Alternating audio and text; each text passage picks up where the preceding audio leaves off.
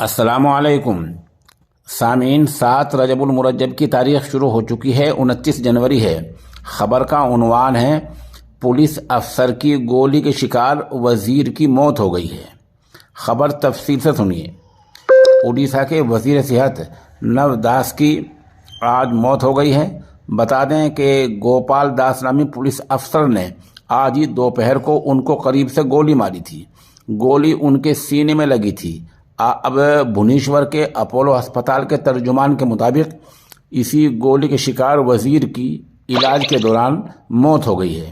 بتایا جا رہا ہے کہ وہ وہاں کے برج راج نگر شہر میں ایک میٹنگ میں حصہ لینے کے لیے جا رہے تھے۔ کار سے اترے ہی تھے کہ اچانک پولیس افسر نے گولی چلا دی جو وزیر موصوف کے سینے میں لگی تھی۔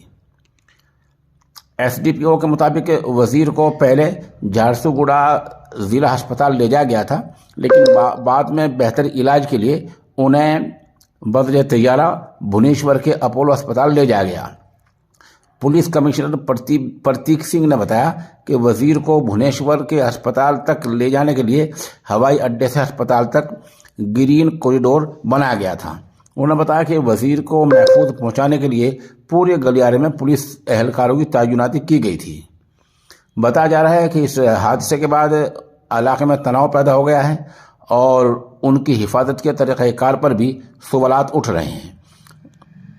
پولیس افسر گوپال داس کو گرفتار کر لیا گیا ہے اور اس سے پوچھ تاچھ جاری ہے۔ پولیس افسروں کا کہنا یہ ہے کہ پوچھ تاچھ میں کئی چونکانے والی باتیں سامنے